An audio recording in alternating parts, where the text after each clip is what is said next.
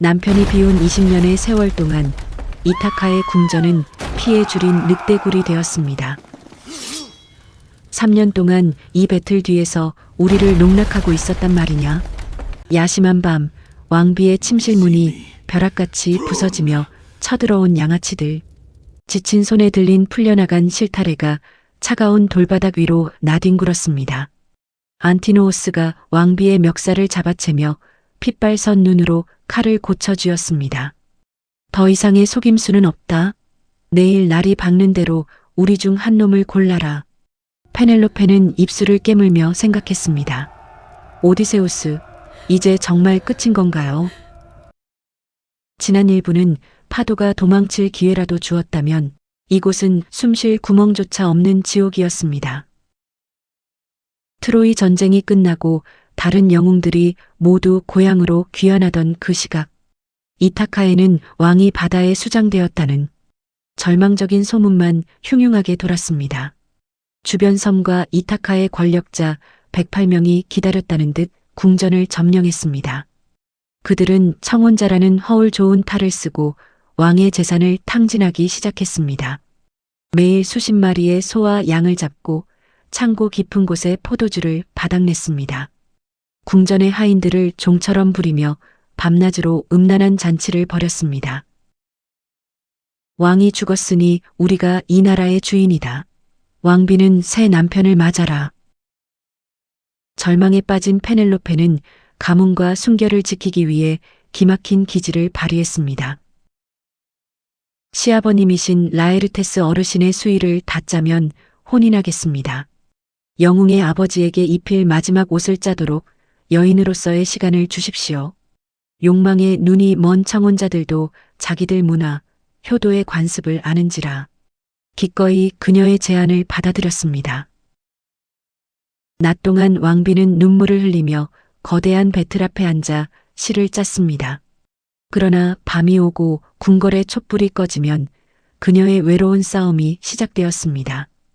은밀히 촛불을 켜고 낮 동안 짜두었던 수위의 시를 한 올씩 풀어냈습니다. 제발 하루만 더. 내 남편이 살아 돌아올 때까지 시간을 벌어다오.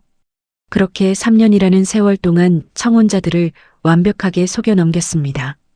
그러나 친딸처럼 아끼던 시녀 멜란토의 배신으로 모든 일이 발각되고 말았습니다. 수위가 파헤쳐진 그날 밤 왕비에게는 더 이상 피할 곳이 없었습니다. 아버지의 얼굴조차 기억하지 못하는 어린 아들 텔레마코스. 어느덧 청년이 된 그가 본 것은 자기 집을 짓밟는 무례한들의 폭거였습니다. 자신의 유산이 매일같이 탕진되고 어머니가 협박당하는 현실에 피가 끓었습니다. 텔레마코스는 시민들을 소집해두고 청혼자들의 악행을 대놓고 성토했습니다. 이곳은 내 아버지의 궁전이다. 염치가 있다면 당장 내 집에서 나가라. 하지만 무례한들은 비웃으며 어린 아들의 기계를 짓밟아 버렸습니다. 어린 놈이 피도 안 말랐구나. 내 어머니가 결정을 안 내리면 다 거덜내주마. 오히려 분노한 청혼자들은 텔레마코스를 살려두면 후환이 될 것임을 직감했습니다. 저놈이 더 자라기 전에 숨통을 끊어야 한다. 암살 패거리를 조직해라.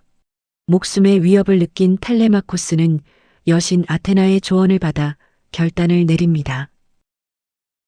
아버지의 생사를 확인하러 떠나겠습니다. 어떻게든 아버지를 찾아오겠습니다. 어머니 몰래 캄캄한 새벽녘 그는 작은 배에 몸을 싣고 바다로 나아갔습니다. 청혼자들은 이 소식을 듣고 고향으로 돌아오는 길목에 매복조를 깔았습니다. 귀국하는 바다 한가운데서 배를 침몰시켜 바다 물고기 밥으로 만들어라.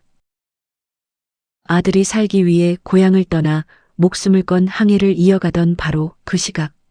바다에서 모든 동료를 잃고 홀로 살아남은 오디세우스, 신들의 도움을 받아 마침내 그토록 그리던 고향 이타카 근해에 도달했습니다. 아들은 아버지를 찾기 위해 위험천만한 바다로 나아가고 있었고 아버지는 아내와 아들이 기다리는 고향 땅의 흙냄새를 맡고 있었습니다. 20년 만에 밟은 고향 땅이지만 왕을 맞아주는 왕관도 군대도 없었습니다. 오직 자신의 가문이 파멸해가는 절망적인 소식만이 바람을 타고 들려왔습니다. 고향에 내린 오디세우스의 눈앞에 지혜의 여신 아테나가 나타났습니다. 오디세우스여, 지금 당장 궁전으로 가면 100명이 넘는 칼날에 목이 달아난다. 여신이 지팡이로 그의 몸을 터치하자 기적이 일어났습니다.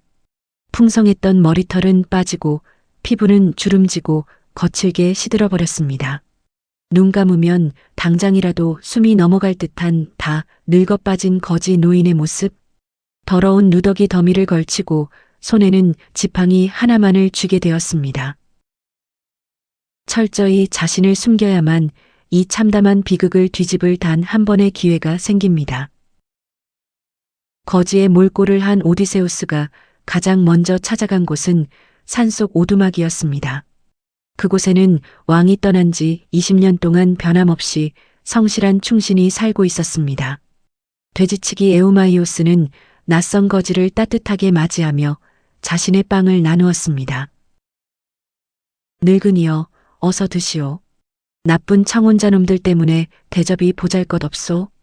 우리 고결하신 주인 오디세우스께서 살아만 계셨어도 이러진 않았을 텐데.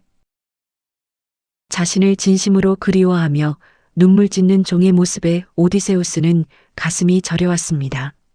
차마 자신이 왕이라고 밝히지 못한 채 가슴속으로 뜨거운 눈물을 삼켰습니다. 그때 오두막 문이 열리며 바다에서 매복을 뚫고 겨우 살아 돌아온 아들이 들어왔습니다. 텔레마코스는 충직한 종과 인사하며 구석의 늙은 거지에게 친절을 베풀었습니다. 에우마이오스가 자리를 비운 사이 여신 아테나가 거지의 마법을 잠시 거두었습니다. 구부정했던 허리가 펴지고 웅장한 영웅의 자태와 불타는 눈빛이 드러났습니다. 텔레마코스는 놀라 뒷걸음질치며 신이 나타난 줄 알고 무릎을 꿇었습니다. 아들아, 내가 바로 내 아버지다. 20년을 너를 그리워한 내 아버지다. 믿을 수 없는 현실 앞에 두 사람은 서로를 끌어안고 짐승처럼 울부짖었습니다. 피와 눈물로 얼룩진 부자의 재회, 이제 복수의 톱니바퀴가 돌기 시작합니다. 다음 날 오디세우스는 다시 늙고 초라한 거지의 모습으로 변신했습니다. 지팡이에 의지한 채 자신이 한때 통치했던 위대한 이타카 궁전으로 향했습니다. 궁전 입구에는 그가 자식처럼 아끼던 늙은 개 아르고스가 놓여 있었습니다. 20년 동안 주인을 기다리다 썩어가는 똥더미 위에서 죽어가던 늙은 개. 아르고스는 거지의 눈빛을 알아보자마자 꼬리를 젓고는 이내 숨을 거두었습니다. 오디세우스는 아무도 모르게 뺨을 타고 흐르는 눈물 한 방울을 훔쳐냈습니다. 마침내 궁전 안으로 발을 디디자 술에 취한 청혼자들의 비웃음이 쏟아졌습니다. 우두머리 안티노우스는 먹다 남은 돼지 뼈다귀와 의자를 그에게 던졌습니다. 어디서 이런 더러운 늙은 거지가 들어와서 잔치판을 망치는 거냐? 늙은 거지는 묵묵히 뼈다귀를 주워 담으며 청혼자들의 얼굴을 하나씩 담았습니다. 그들의 목덜미, 그들이 쥔 칼자루, 그들의 비열한 웃음소리 하나까지. 가슴속 깊은 곳에서 용암 같은 분노가 소용돌이쳤지만 그는 참아냈습니다. 웃어두어라. 이 궁궐에서 내 놈들이 크게 웃을 수 있는 마지막 날이다. 저 멀리 높다란 계단 위에서 지친 기색이 역력한 왕비 페넬로페가 내려왔습니다. 그녀는 초라한 노인에게 다가가 따뜻한 옷과 음식을 내어주라 명령했습니다.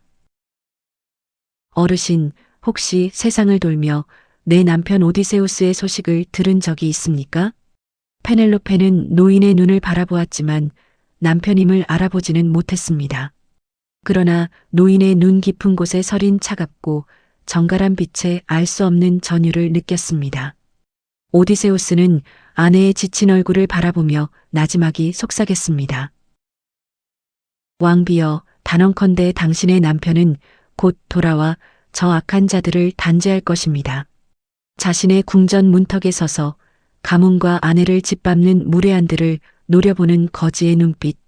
그 핏빛 눈동자 속에 들끓는 분노를 조용히 감추었습니다. 다음 편은 마지막 편으로 오디세우스의 대복수, 궁전의 모든 피를 씻어내라입니다. 많은 기대 바랍니다.